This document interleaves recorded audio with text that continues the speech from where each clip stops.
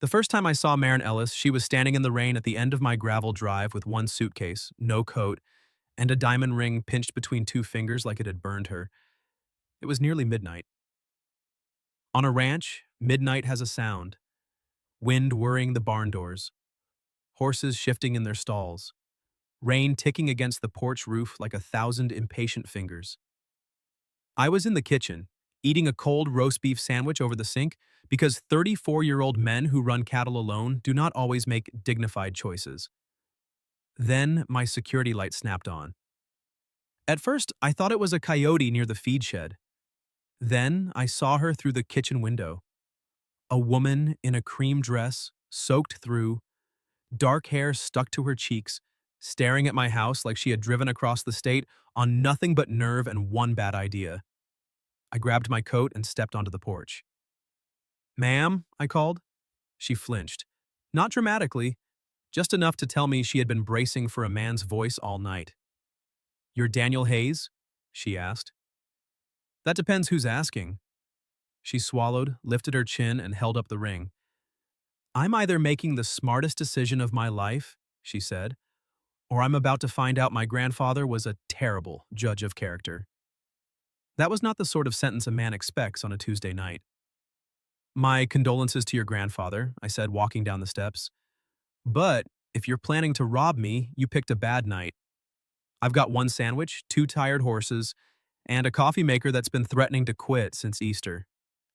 Her mouth twitched. Not a smile, exactly, but close enough to make me notice.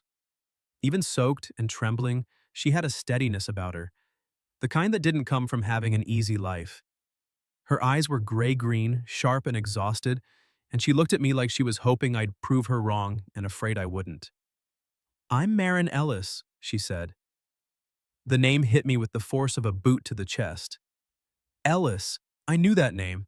Not from her, from my father's old stories, from my grandfather's kitchen table, from a man named Walter Ellis who'd worked the neighboring ranch before I was born and later came back every summer to help my father mend fences even when his hands had started to shake.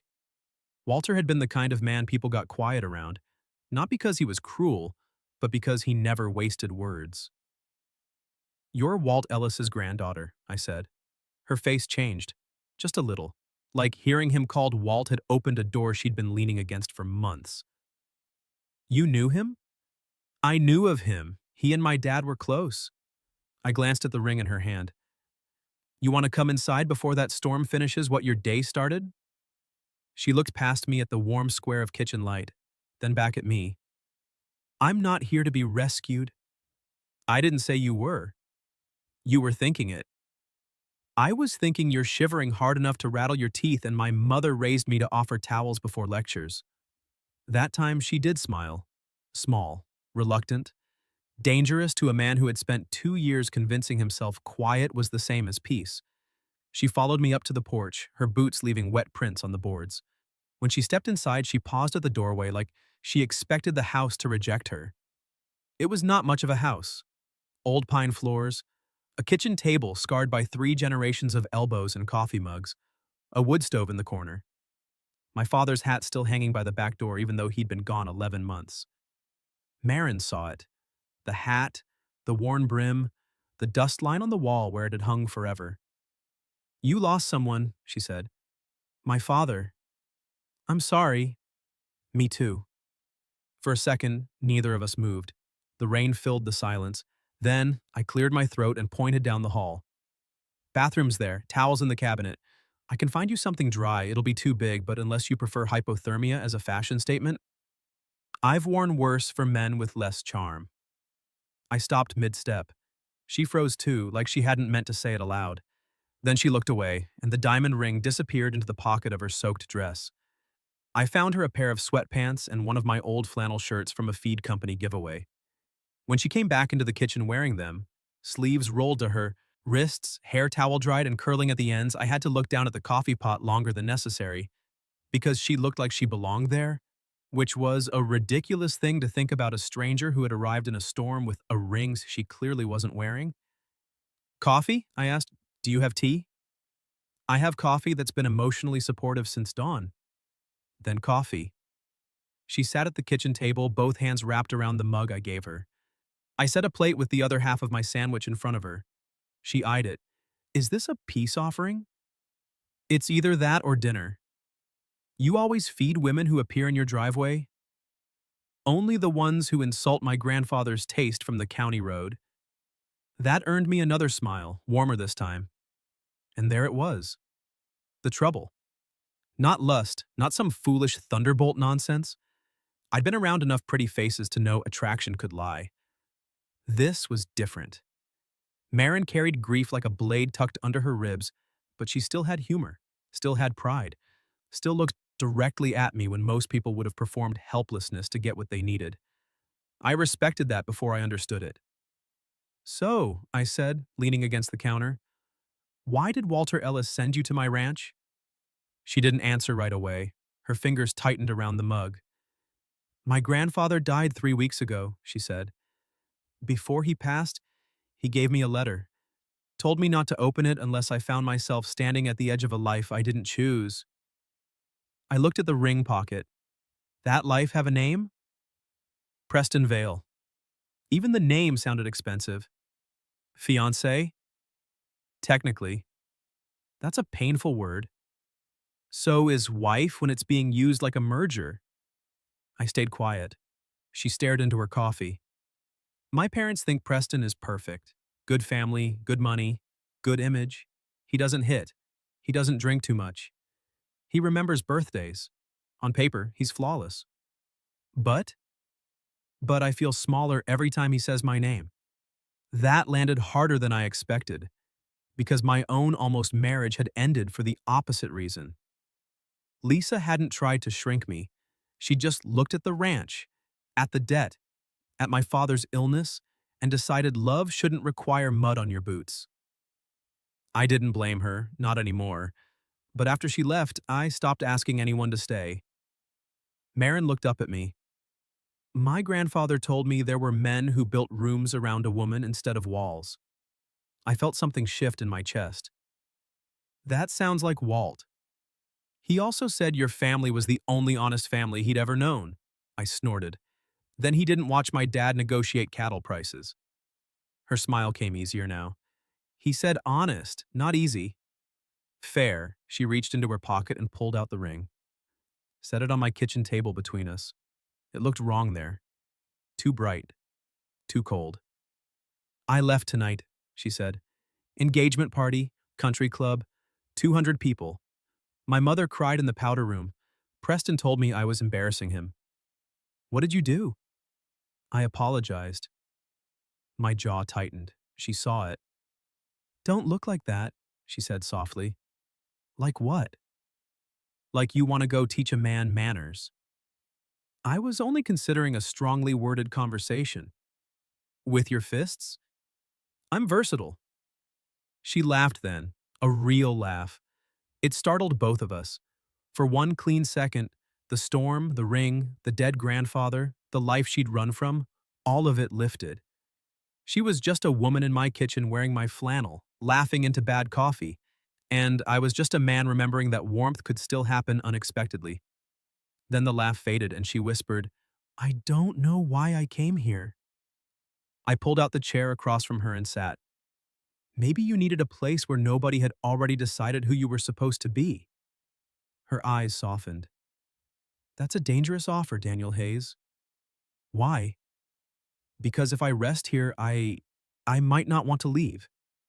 The room went quiet again, but it was not the same quiet as before. This one had a pulse. I noticed how close her hand was to mine on the table, how her sleeve had slipped over her knuckles, how the rain had left one damp curl against her throat. I should have leaned back.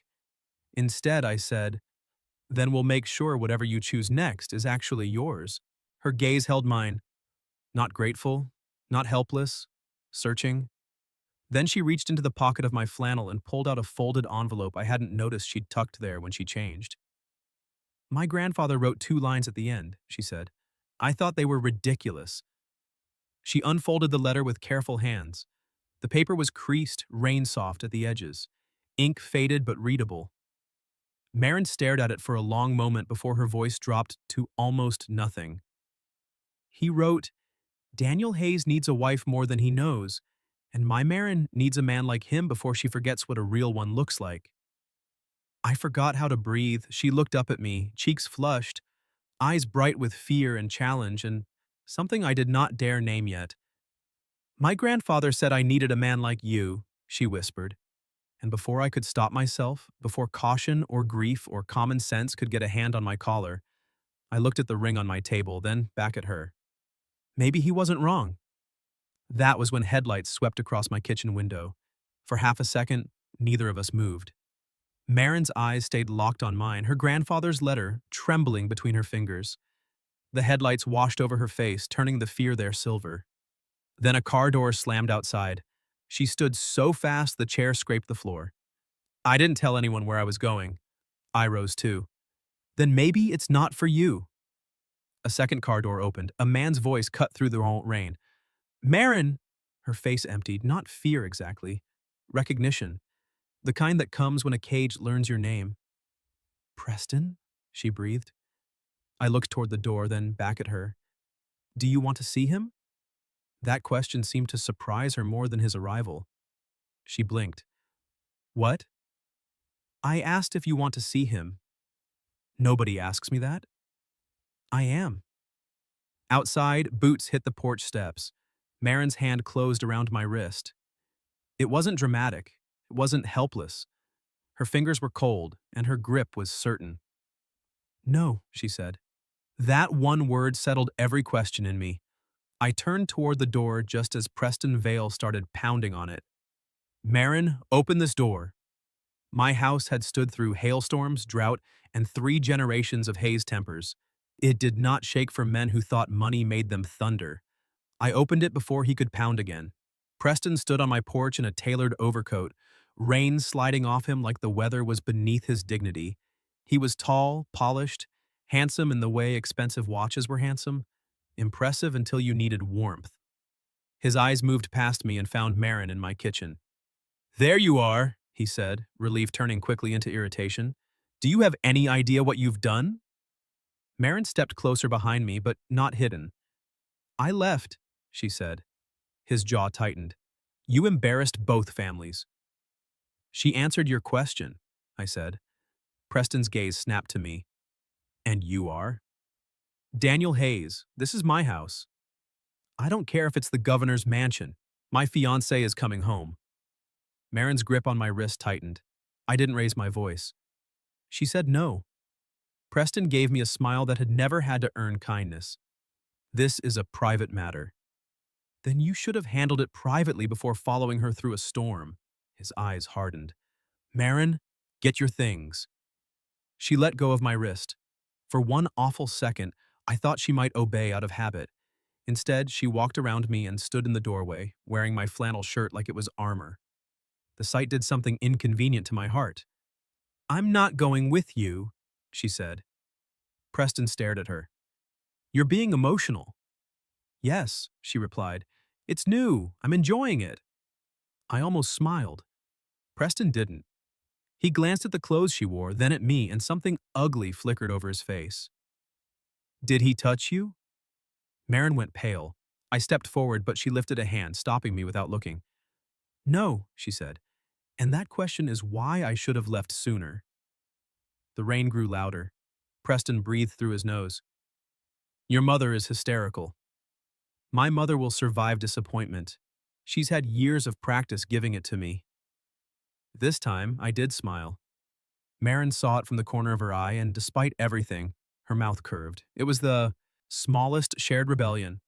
A match struck in the dark. Preston noticed. You think this is funny? He asked me. I think she's doing fine without me. That unsettled him more than a threat would have. He looked back at her. If you stay here tonight, don't expect things to go back to normal. Marin's shoulders lifted with a slow breath. Good. A long silence. Then Preston reached into his pocket and pulled out his phone. I'll call your father. Do that, she said. Tell him I'm safe. Tell him I'm dry. Tell him I'm drinking terrible coffee with a man who asked what I wanted before deciding for me. Preston's face flushed. I leaned against the doorframe. For the record, the coffee has character. It has trauma, Marin said. I looked at her. You drank 2 sips. I'm brave. Reckless, apparently. Her eyes met mine, and in the middle of that cold porch standoff, something warm moved between us. Not gratitude, not rescue, interest. Preston saw it too. His mouth flattened. This isn't over, he said. No, Marin answered softly. But we are. She reached into the pocket of the flannel, pulled out the ring, and held it out to him. He didn't take it, so she set it on the porch railing between them. The diamond caught the porch light, bright as ice. I'm sorry I waited until tonight, she said, but I'm not sorry I left. Preston stared at her a moment longer, then turned and walked back into the rain.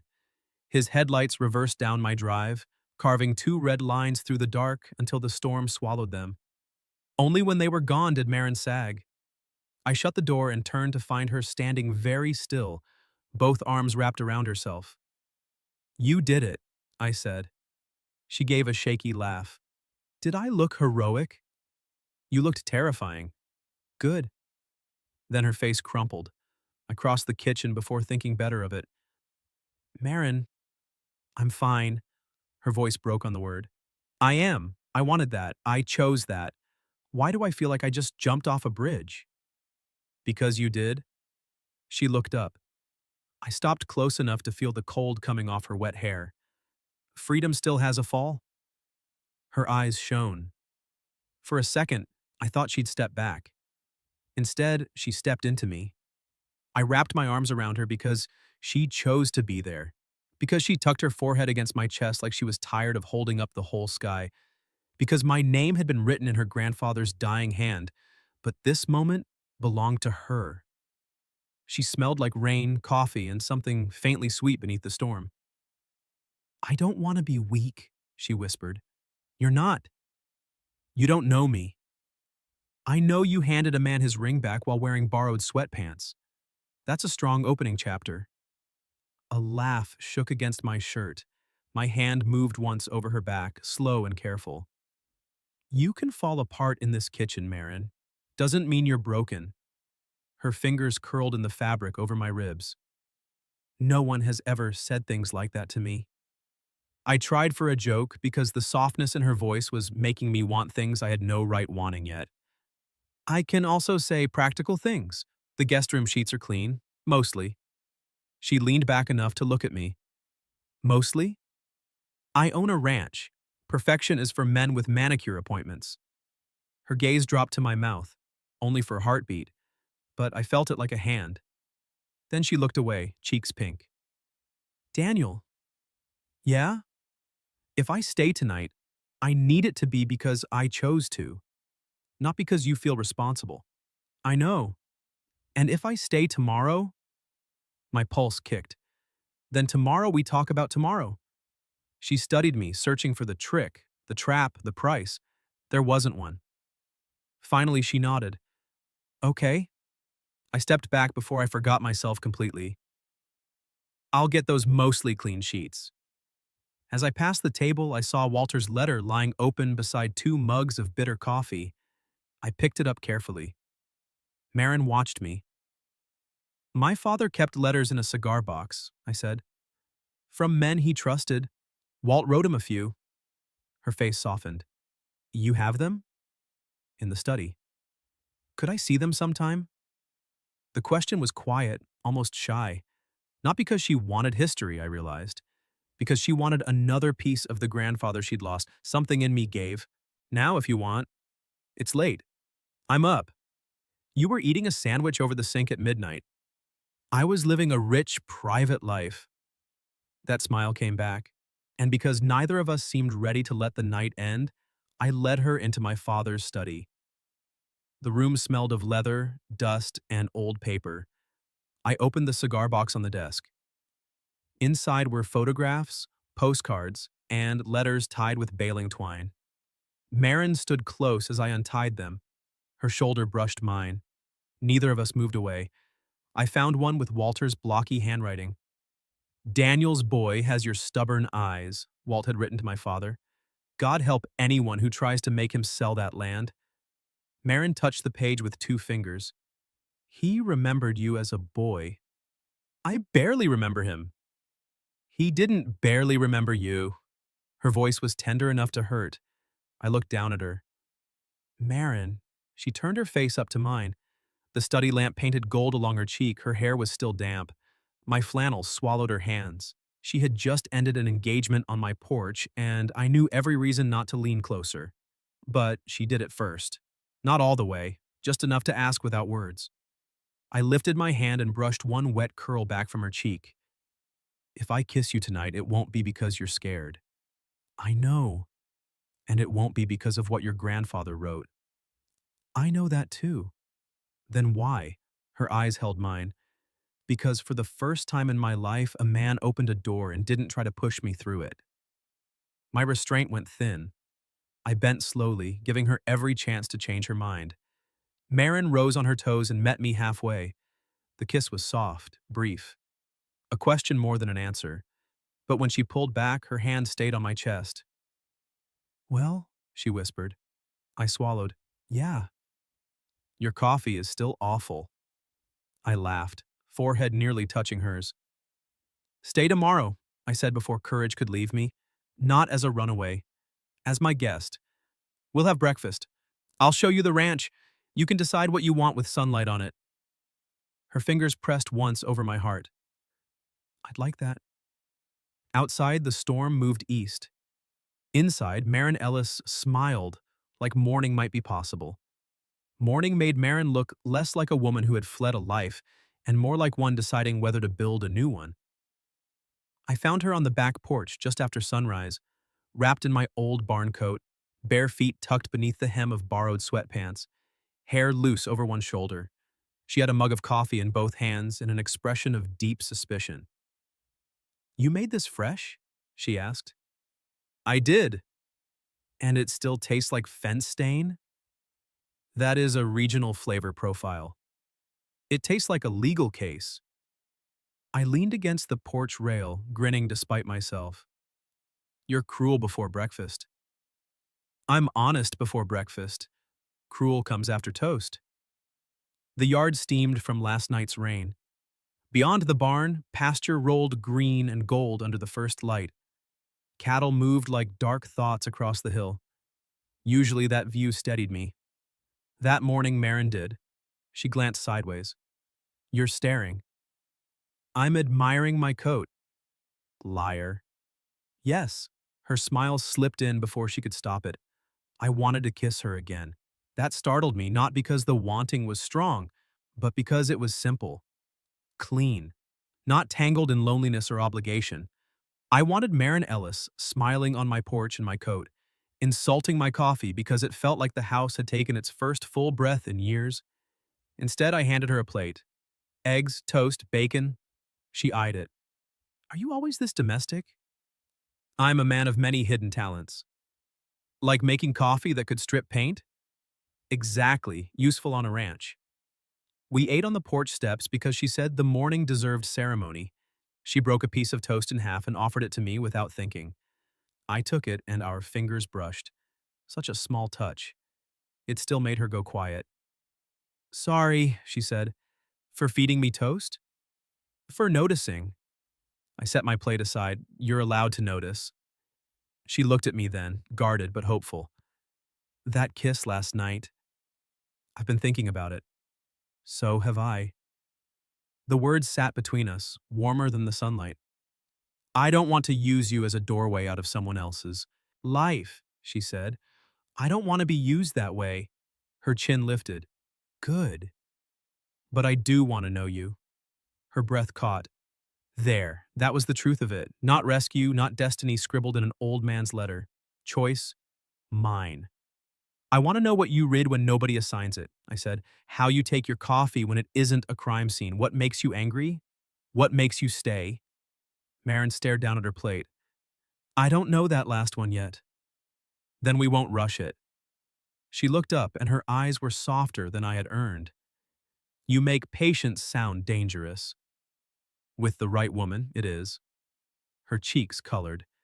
Before I could lose all sense and kiss her on the porch steps, the barn cat chose that moment to leap into her lap.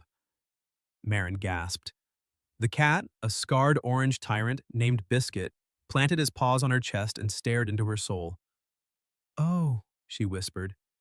Hello. Careful, he likes rich women. I'm currently unemployed, possibly disowned, and wearing your sweatpants. He also likes chaos. Biscuit butted his head under her chin. Marin laughed and scratched behind his ears. The sound moved through me like music down a hallway. After breakfast, I gave her boots that had belonged to my mother and showed her the ranch. Not as a tour for a guest, as an invitation. We walked past the horse stalls, the tack room, the calving shed. I introduced her to old systems and stubborn gates. She listened like every weathered board mattered. When one latch stuck, she hip-checked it before I could help, and it swung open with a groan. She turned, triumphant. I would like that noted. Noted. Violent tendencies around hardware. Effective tendencies. We stopped by the south fence where the land dropped toward the creek. The grass was wet enough to soak the cuffs of her borrowed jeans. She didn't complain. My grandfather said your father refused to sell this place, she said. Several times. Why? I looked out over the pasture. Because he believed land remembers who loved it. And you? I used to think that was sentimental nonsense. Used to? My father got sick. I came home to help for a few months. I rubbed a hand over the back of my neck. A few months became 4 years. Then he died, and everyone expected me to sell. Bankers, neighbors, Lisa. Marin's gaze flicked to me. Lisa? Almost wife. The wind shifted between us. What happened? She wanted a life with clean shoes and reservations. I don't know. At the time, I thought I wanted her enough to leave. But you didn't. My father needed me. Marin studied me in that steady way of hers. And after he was gone? I laughed once without humor. By then, I didn't know how to leave. She stepped closer, shoulder nearly touching mine. That sounds lonely. It was. The admission came out rougher than I meant it to. Marin reached for my hand, not because she was scared, not because she needed balance. She chose the touch deliberately, sliding her fingers through mine and holding on. I looked down at our joined hands. She squeezed once. Maybe your grandfather wasn't the only one who sent me here. I turned toward her. Marin. Too much? No. My thumb moved over her knuckles. Just enough to make me forget how to stand. Her smile was quiet. The creek moved below us. Somewhere behind the barn, a cow bawled with no respect for romance. Marin laughed under her breath. Does she disapprove? She's jealous. I usually give her all my attention. You'll have to learn to divide it. I'm willing to practice.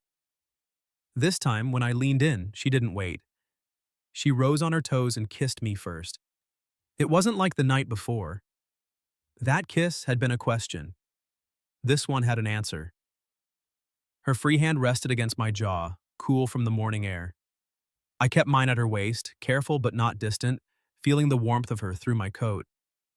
She tasted faintly of bad coffee and strawberry jam. When she sighed against my mouth, I nearly forgot the fence, the cattle, the whole waking world. Then she pulled back just enough to whisper, I wanted to do that in daylight. My forehead touched hers. How was it? Better visibility. I laughed, and she smiled against my mouth. We stayed by the fence longer than necessary. By noon, she had mud on her boots, hay in her hair, and 2 missed calls from her mother. She showed me the screen as we sat on an overturned trough outside the barn, eating apples like teenagers skipping responsibility. I should call her, she said.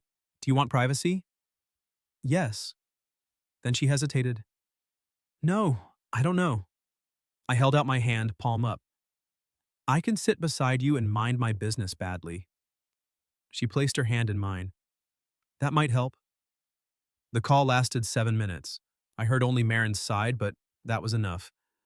Yes, I'm safe. No, he didn't make me do anything. Mother, I am not confused. I gave the ring back because marrying Preston would have been a lie. Her hand trembled in mine.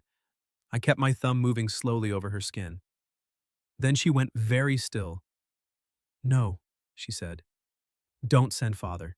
Don't send anyone. If you want to speak to me like I'm your daughter, not property you misplaced. Silence. Marin closed her eyes. I love you too, she whispered, but it sounded like goodbye. When she hung up, she didn't cry. She looked exhausted. I lifted our joined hands and kissed her knuckles before I could overthink it. Her eyes opened. That, she said softly, was unfairly kind. I'm trying to be fairly kind. You're failing. Noted. She leaned her head against my shoulder and I sat still, letting her weight settle there. After a while, she said, My mother said I'm ruining my future. What did you say? That maybe I'm meeting it. My chest tightened. I turned my face toward her hair. Are you? She lifted her head. Her eyes held fear, yes, but also a spark that had not been there the night before. I don't know yet, she said, but I want another day to find out. You've got it. And maybe dinner, somewhere that isn't your sink. I smiled. Marin Ellis, are you asking me on a date? I'm suggesting you redeem yourself after the coffee. A noble cause. You'll accept? I'd be a fool not to. That evening, I drove her into town in my old truck. We ate burgers at a roadside place with red vinyl booths and pie under glass domes. She stole 3 of my fries and pretended innocence. I told her about falling off a pony when I was 8. She told me she'd once set fire to a linen napkin at a charity dinner because a senator was boring her. I laughed so hard the waitress refilled our water out of pity. On the drive home, Marin sat closer than before, not touching it first. Then her hand found mine on the bench seat. I'm not ready to know everything, she said, watching the dark road ahead. But I'm ready to know more. I laced my fingers with hers. That's enough. When we turned onto my gravel drive, my headlights caught a black sedan parked near the house. Marin's hand tightened. I killed the engine. A woman stepped out of the sedan, elegant in a pale coat, blonde hair pinned smooth as glass. For a second, I thought she was one of Marin's people. Then she turned toward the headlights. My stomach dropped. Lisa. Lisa Ward looked exactly as she had the day she left. Composed, beautiful, untouched by mud, grief, or doubt. I sat behind the wheel a second too long, Marin's hand still in mine. She looked from Lisa to me. Almost wife? Yeah. Of course she has perfect hair. Despite everything, a laugh escaped me. Marin's fingers loosened, not pulling away, just offering me the choice. I kept hold of her hand. Lisa noticed. Her eyes moved to our joined fingers, then to Marin's borrowed denim jacket, then back to me. Daniel, she said. Lisa. Marin leaned toward me and murmured, Should I wait in the truck? No, the answer came faster than thought. Her gaze lifted to mine. No, I said again, quieter. You came home with me. You don't have to disappear because someone else arrived. Something warm flashed in her eyes. We got out together. Lisa's smile was polite enough to cut bread. I didn't realize you had company. Marin Ellis, Marin said, offering a hand before I could introduce her. Lisa took it. Lisa Ward. Yes, Marin replied. I gathered. There was no venom in it, only a calm that made me proud in a way I had no right to be. Lisa turned back to me. I called first. My phone was in the truck. I would have come tomorrow, but I'm leaving early. She looked toward the house. Can we talk? I felt Marin shift beside me. Not away, just bracing. I hated that she knew how to do that. Here is fine, I said. Lisa's expression tightened. Privately? Marin lifted her chin. I can give you privacy if Daniel wants it. Both women looked at me. There are moments in a man's life when the past waits with one hand out and the future waits with nothing but trust. I chose. Marin stays. Lisa took that in. The porch light made her face look pale. I heard you're still refusing the offer, she said. So that was it. Not love. Land. There's no offer to discuss. Daniel, it's a strong number, more than fair. The developer is willing to pay above market because of the highway extension. You could be free of this place. Marin's eyes moved to me. Free. That word had hooks. Lisa knew it. She had used it years ago, standing in my kitchen with tears in her eyes, telling me I was burying myself beside my father. I don't want to be free of it, I said. Lisa sighed. You used to want more. I still do. Her gaze cut to Marin. Marin did not flinch. Lisa lowered her voice. You met her yesterday? Yes. And she's already standing in decisions you've avoided for years? Marin's face changed just slightly. I stepped closer to her. Careful. I'm not being cruel. I'm being honest. You attach yourself to people who need saving, Daniel. Your father, this ranch, now her. Marin went very still. That one landed where Lisa intended. Before I could answer, Marin spoke. I didn't ask him to save me. Lisa looked at her with practiced sympathy.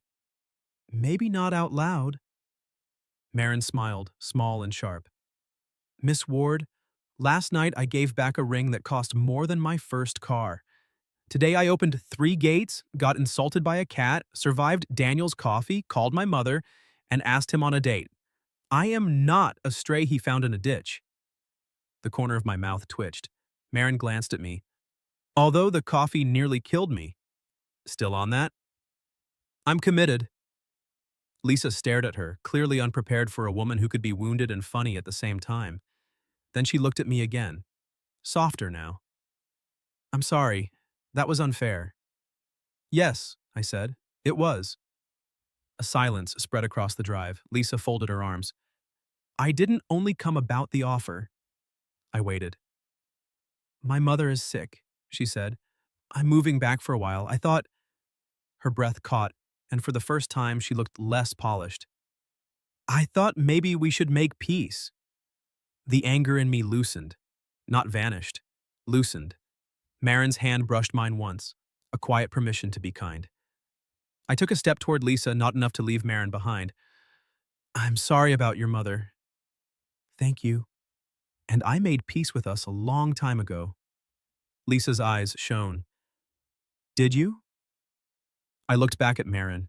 She stood under my porch light with wind in her hair and uncertainty in her eyes, trying very hard not to need an answer she deserved to hear. So I gave it to her. I did tonight, I said. Marin's lips parted. Lisa followed my gaze and understood. It hurt her. I saw that. But it was an old hurt, not a new promise. She nodded once. Then I won't keep you. Lisa. She paused by her car. Don't send anyone else about the land. A faint smile. Still stubborn? Worse now. Her eyes flicked to Marin. Good luck with him. Marin replied, I have a feeling he needs it more than I do. Lisa laughed despite herself, got into her sedan, and drove away. Only after her taillights disappeared did Marin let out a breath. I turned to her. You okay? I'm deciding. About? Whether to be jealous, impressed, or annoyed that your ex looks like she was carved from expensive soap. I laughed. Expensive soap? Smooth, pale, probably smells like lavender and judgment. She used to smell like vanilla. Daniel. Right, terrible detail. Retracted. Marin tried to glare, failed. Then her smile faded. What she said about you saving people. She wanted to hurt us both. That doesn't mean she was entirely wrong. I stepped closer. Marin, no, let me say it. She pressed a hand to my chest, also stopping me. I like you more than makes sense. And when you look at me, I don't feel managed. I feel seen. Her fingers curled in my shirt. But if I stay, it can't be because I'm wounded and you're honorable. It isn't. You don't know that yet. I know I wanted to kiss you this morning before your mother called. I know I laughed more today than I have in a year. I know when Lisa asked to talk privately, the only thing I feared was making you feel like an outsider in a place I already wanted you to feel welcome. Her eyes glistened. I covered her hand with mine. I don't want a woman who needs me to choose for her. I want you, the woman who left, the woman who challenged me, the woman who steals fries and insults my coffee like it personally wronged her. It did. I want you anyway. Her breath trembled. That sounded dangerously close to a confession. It can be one. She searched my face. Daniel, stay another week. The words came out raw. Her eyes widened. Not hidden, I said. Not trapped. Stay because you want to see if this is real when the storm is gone and daylight gets ordinary. And if I say no, I'll drive you wherever you want. And if I say yes, my thumb brushed her wrist, then tomorrow I buy better coffee. A laugh broke through her tears. That is a serious offer. The most serious I've made. She moved into me then, not collapsing, not seeking shelter, but choosing closeness. Her arms slipped around my waist. Mine closed around her. I'm scared, she whispered. Me too. That helps. Strange woman. Terrible coffee man. I bent my head. She met me halfway. The kiss was not soft like the first or bright like the second. It was deeper, slower, carrying everything we had not dared say by the fence or over burgers. Her hands rose to my neck. Mine settled at her waist, drawing her close until there was no space left for Lisa's accusation or Preston's shadow. When she pulled back, her mouth was warm and her eyes were clear. A week, she said. My heart kicked hard. Yeah? Yes, but I'm not sleeping in your guest room forever. Every thought in my head dropped dead. She laughed at my expression and pressed a finger to my lips. I meant I'll need clothes, Daniel. I knew that. No, you didn't. No, I didn't. She kissed me once more, quick and merciless. Walk me inside before I say something else that damages your ability to function. I opened the door for her. She paused on the threshold. Not pushing me through? Never. She took my hand and pulled me in after her.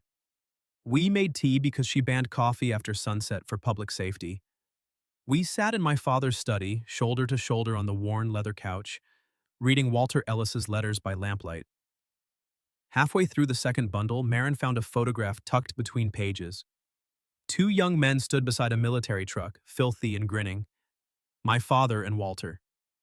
On the back, in Walter's handwriting, were the words, "If I ever have a granddaughter, I pray she meets a Hayes man before the world teaches her to settle." Marin traced the sentence with shaking fingers. I thought he was being dramatic, she whispered. My dad used to say Walt only sounded dramatic when he was right. She leaned her head against my shoulder. I kissed her temple. For a while, we said nothing. Then my landline rang. Nobody called the landline unless they were old, lost, or bringing trouble. Marin lifted her head. I answered. A man's voice said, Daniel Hayes? This is Marin's father. I'm at your front gate. Marin heard her father's voice through the receiver. Her face went pale, but she did not shrink. Do you want me to tell him to leave? I asked. She looked toward the front window where distant headlights glowed beyond the cattle guard. For a long moment, the woman who had run through rain wrestled with the daughter who had been trained to obey. Then she stood. No, she said. I want to tell him myself. Pride hit me so hard I nearly forgot to worry. I drove her down to the gate in the truck, not because she needed escorting, but because she reached for my hand before we left the house. Her fingers stayed woven through mine the whole way. Her father, Conrad Ellis, stood beside a black SUV in an expensive wool coat, looking out of place among mud, fence wire, and wet grass. He had Marin's eyes, but not her softness. Not yet. When she stepped out of the truck, he moved toward her. Marin. She lifted one hand. Don't. He stopped. I stayed by the truck, close enough if she wanted me, far enough that her words were hers. Her father's gaze flicked to me. Mr. Hayes? Sir. I came to take my daughter home. Marin's shoulders squared. I am home for tonight, maybe for the week. After that, I'll decide. His mouth tightened. You don't know this man. No, she said. But he asked me what I wanted before you did. That landed. Conrad looked older suddenly. Marin, your mother is devastated. I know. Preston's family is humiliated. I know that too. And you think staying on a stranger's ranch fixes anything? No. Her voice shook, but it did not break. I think it gives me room to hear my own thoughts. He stared at her as if she were speaking a language he had once known and forgotten. Then his eyes dropped to our joined hands. I expected anger. Instead, he looked tired. Your grandfather always said we polished the life out of you. Marin went still. He said that? Conrad exhaled. Many times, usually at dinner, usually after insulting my tie. A laugh escaped her before she could stop it, wet and small. Her father's face changed at the sound. I thought he was old-fashioned, Conrad said. I thought he didn't understand the world you were born into. He understood me. Yes, he said quietly. I'm beginning to see that. Marin swallowed hard. I'm not marrying Preston. I gathered, and I won't be talked into it. I won't try, she blinked. Neither of us had expected that. Conrad looked past her to the dark shape of my ranch. Walter left me a letter too. I opened it tonight after your mother told me where she thought you'd gone. What did it say? His mouth twisted with grief. That if I loved you, I should stop confusing control with care. Marin closed her eyes. I felt her hand tremble in mine. Her father took one step closer. I don't know how to fix all the ways we've failed you. You can start by letting me choose. His gaze moved from her to me. I met it, not as a challenge, as a promise. I care about her, I said, but I won't choose for her either. Conrad studied me. Your father was Samuel Hayes? Yes. He once drove 3 hours to return a wallet my father dropped at a stock auction. Wouldn't take gas money. His eyes softened by a fraction. Walter never stopped talking about that family. Marin looked up at me, and the moonlight caught the tears on her cheeks. Not sad tears, freeing ones. Conrad reached into his coat and pulled out a small overnight bag. Your mother packed this badly and cried into it. Marin laughed again, covering her mouth. He held it out. Call her tomorrow. Please. Not because you owe us obedience, because she loves you badly and needs a chance to learn better. Marin took the bag. I will. For a second, father and daughter stood with a lifetime between them. Then Marin stepped forward and hugged him. His arms closed around her slowly, like he had forgotten she was not made of glass. When she came back to me, her hand found mine without hesitation. Conrad noticed, but this time he said nothing. He only nodded, got into his SUV, and drove back toward the road. Marin watched until the taillights disappeared. Then she turned to me, eyes bright. I'm shaking. I noticed. Not from fear. No, she smiled. From choosing. I reached for the bag. Want me to carry that? She arched a brow. Daniel Hayes, are you offering to carry my poorly packed emotional baggage? I've got strong arms. I noticed. The way she said it warmed me down to the soles of my boots. Back at the house, she set the bag by the door and turned into me before I could move away. Her palms slid up my chest. 1 week, she whispered. 1 week. And no promises beyond honesty. Honesty I can do. And better coffee.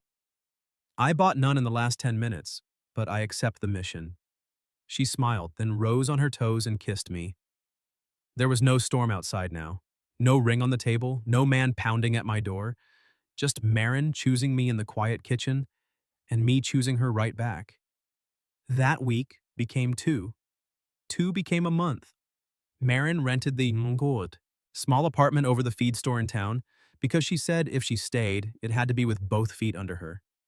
She got a job helping a local veterinarian manage records and calls, which meant she came to the ranch at odd hours with hay in her hair and a grin on her face. We dated like teenagers and argued like equals. She taught me how to make coffee that didn't qualify as a weapon.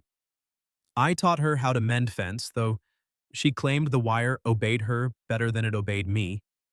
On our 3rd month, she brought a box of her grandfather's things to my father's study. We put Walter's letters beside Samuel's, 2 old men still conspiring after death. On our 6th month, I asked her to stay for good. Not in a desperate way. Not because I needed help with the ranch, or because some dead man had written our names on the same page. I asked her on the back porch at sunrise with biscuit winding around her ankles and a mug of decent coffee in her hand. I love you, I told her, not because you needed a man like me, because I needed to become the kind of man who could love a woman like you without holding her too tight. Marin's eyes filled. Then she set down her mug, stepped into my arms, and said, "Ask me again without making me cry into perfectly good coffee." So I did. "Stay with me?" She smiled against my mouth. "Yes." By the following spring, the ranch no longer sounded empty at night. It sounded like Marin laughing in the kitchen, like her boots by the door, like two mugs on the porch rail, one barn cat demanding tribute, and cattle lowing beyond the fence as the sun climbed over land my father had loved. We never did find out whether Walter Ellis had meant to play matchmaker or simply offer his granddaughter a road out. Maybe both. But sometimes, when Marin stood in the pasture with wind in her hair and my mother's old coat around her shoulders, she would look at me with that same challenge she'd carried into my life on a rainy night. "My grandfather said you needed a wife," she'd tease, and I'd pull her close, kiss her until she laughed and say, "He was right." Then she'd touch my jaw and whisper, "He said I needed a man like you."